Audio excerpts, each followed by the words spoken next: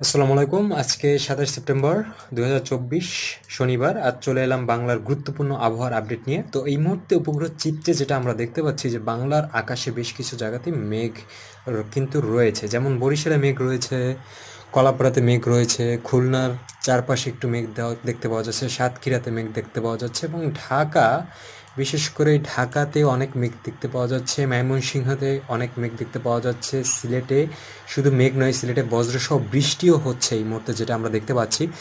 তো আমরা একটু দেখতে চাই যে আগামীতে বৃষ্টি কবে নাগাদ হতে পারে এবং একটি নিম্নচাপের কথা শোনা যাচ্ছে, সেই নিম্নচাপটিও কবে নাগাদ যেতে পারে। যদি আমরা একটু বৃষ্টির কথাটাই আগে যদি জানার চেষ্টা করি, তাহলে আমরা দেখতে পাচ্ছি যে আজকে 28 তারিখ, আজকে 28 তারিখ, তো আগামীকাল হচ্ছে 29 তারিখ। তো আজকে সকালের দিকে বৃষ্টি কিন্তু হয়ে গেছে, অলরেডি ইতিমধ্যে আমাদের সকালের দিকে বৃষ্টি হয়ে গেছে। তো আমরা দেখতে পাচ্ছি যে আজকে আজকে আর বাংলাদেশে বৃষ্টিপাতের হওয়ার সম্ভাবনা নেই। তো আগামীকালকে আমরা যদি দেখি, আগামীকাল ভোর নাগাদ ঢাকা এবং বাংলাদেশের মধ্যবর্তী অঞ্চল, বিশেষ করে সিরাজগঞ্জ, বগুড়া, এইসব অঞ্চলে, পাবনা, ছিটেফোঁটা বৃষ্টি হলেও হতে পারে। সিলেটেও হালকা পাতলা বৃষ্টি আমরা লক্ষ্য করতে পারছি।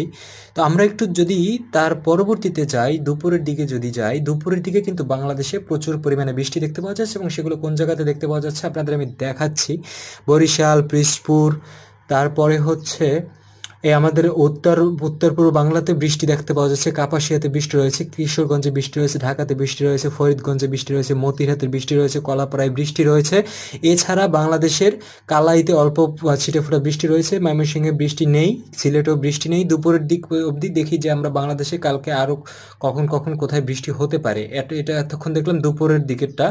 আমরা যদি একটু বিকেলেরটা দেখার চেষ্টা করি, আচ্ছা, বিকেলের দিকে বৃষ্টির পরিমাণটা আরও একটু কমছে। আমরা যেটা দেখতে পাচ্ছি যে দক্ষিণাঞ্চলে খুলনা, বরিশাল, কলাপাড়া, ঢাকায়, কুমিল্লা, এসব অঞ্চলে বৃষ্টি থাকলেও কিন্তু বৃষ্টিপাতের পরিমাণটা ধীরে ধীরে কমছে। তো এরপরে আমরা দেখতে পাচ্ছি যে রাতের দিকে একদম বৃষ্টি শূন্য হয়ে যাচ্ছে।